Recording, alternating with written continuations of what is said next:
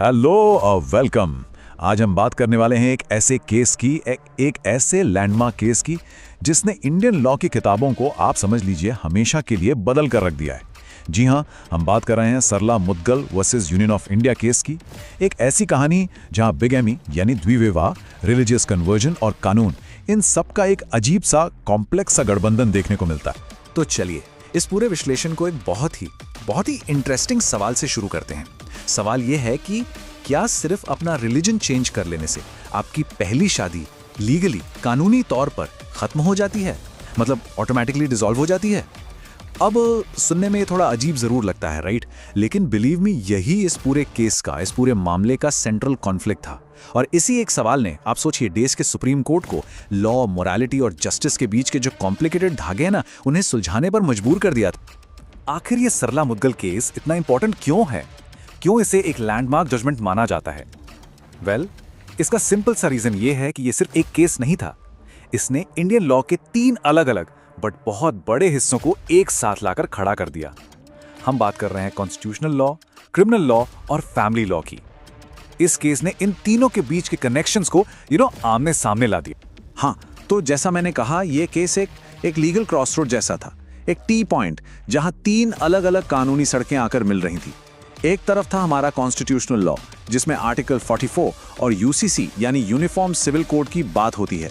फिर दूसरी सड़क थी क्रिमिनल लॉ की, जिसमें आईपीसी का सेक्शन 494 था, यानी बिगमी के लिए सजा। और तीसरी तरफ था family law, specifically the Hindu marriage act 1955।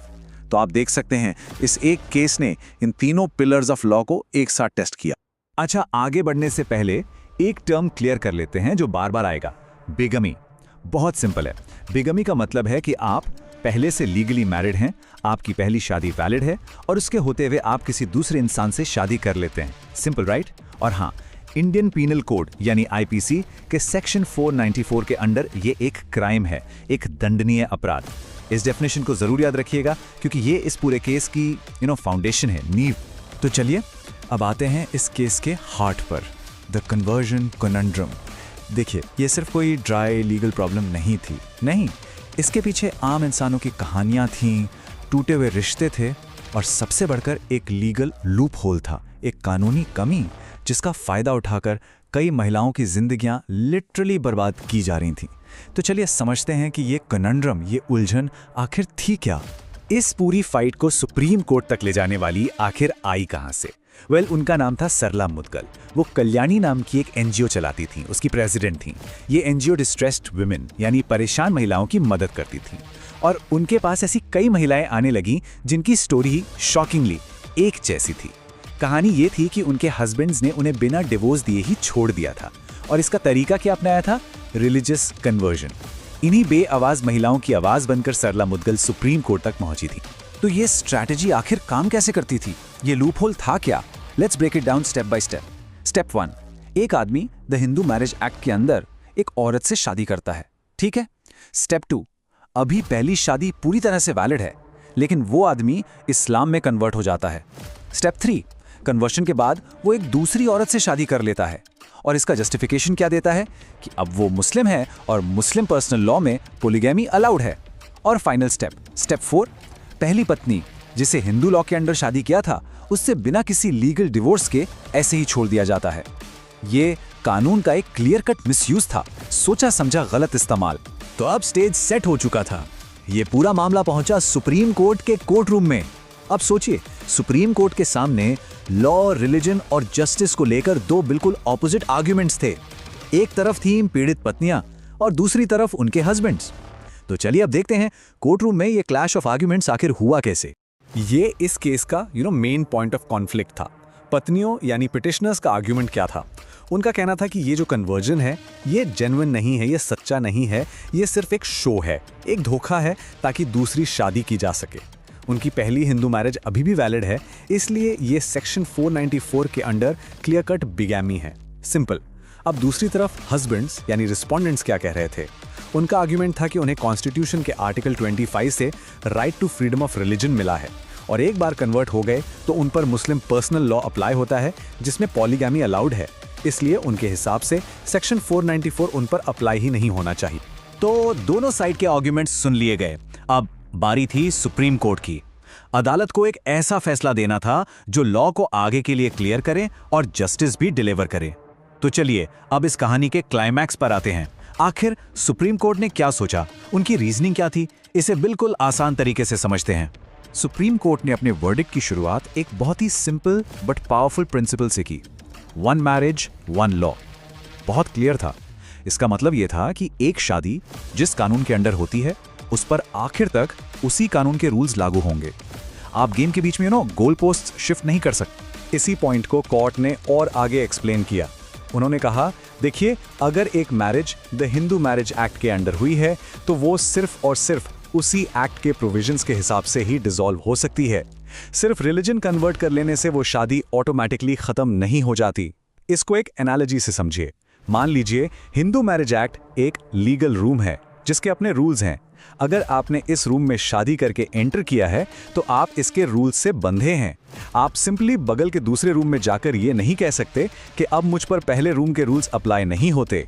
It doesn't work that way. इसके बाद कोर्ट ने एक और बहुत इंपॉर्टेंट डिस्टिंक्शन क्लियर किया, जेन्युइन कन्वर्जन और शैम कन्वर्जन के बीच का फर्क। जेन्युइन कन्वर्जन यानी सच्चा धर्म परिवर्तन क्या है? जब कोई इंसान पूरी सिंसेरिटी से, पूरी आस्था के साथ दूसरा फेथ अडॉप्ट करता है।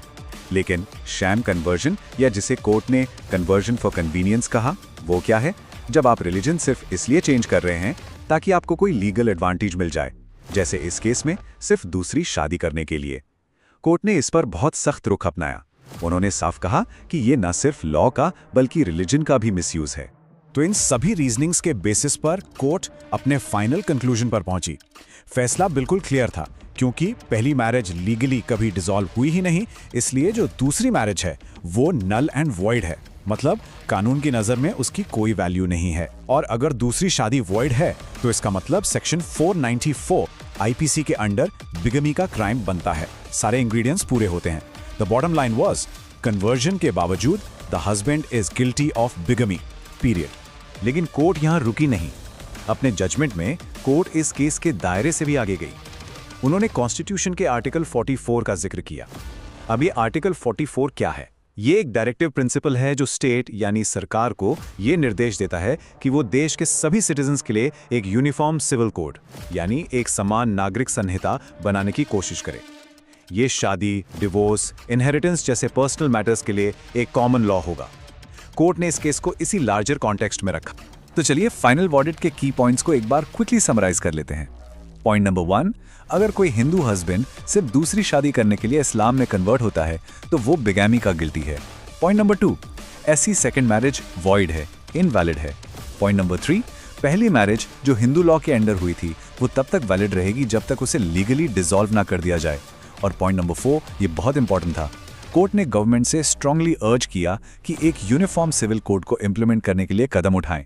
देखिए, कोई भी लैंडमार्क जजमेंट सिर्फ उस केस के पार्टीज तक लिमिटेड नहीं रहता। उसका असर, उसकी लहरें दूर तक जाती हैं। और सरला मुद्गल केस का इम्पैक्ट तो बहुत ही गहरा और वाइड रेंजिंग था। तो अब हम आते हैं अपने आखिरी सेक्शन पर, सरला मुद्गल की लास्टिंग लेगेसी। इस फैसले ने आखिर बदला क्या और इंडियन लॉ और सोसाइटी पर इसका असर क्या हुआ? तो इस जजमेंट ने इंडिया को कैसे बदला? इसका इम्पैक्ट, जैसा मैंने कहा, मल्टी लेयर था। सबसे पहला और सबसे डायरेक्ट इम्पैक्ट उस लीगल लूप होल को बंद कर दिया गया जिसका मिसयूज हो रहा था बिगैमी के लिए। सेकेंडली, इसने वुमेन्स राइट्स को, खासकर फर्स्ट वाइफ्स के राइट्स को स्ट्रेंथन किया। अब उन्हें इस तरह से अबैंडन नहीं किया जा सकता था। थर्डली, इसने पर्सनल लॉज के बीच के कॉन्फ्लिक्ट को क्लियर किया, ये एस्टैब्लिश करके कि पहली शादी जिस लॉ में हुई वही प्रिवेल करेगा। और last but not the least, इसने यूनिफॉर्म सिविल कोड की डिबेट को फिर से नेशनल स्पॉटलाइट में ला दिया। ये जो यूसीसी की डिबेट है ये कोई नई नहीं है, इसकी एक हिस्ट्री है। 1950 में जब कॉन्स्टिट्यूशन बना तब आर्टिकल 44 डाला गया। फिर 1985 में मशहूर शाहबानो केस ने पर्सनल लॉज को फ्रंट एंड सेंटर ला दिया। और उसके ठीक 10 साल बाद 1995 में सरला मुद्गल जजमेंट आया, जिसने इस डिबेट में आप कह सकते हैं आग में घी का काम किया।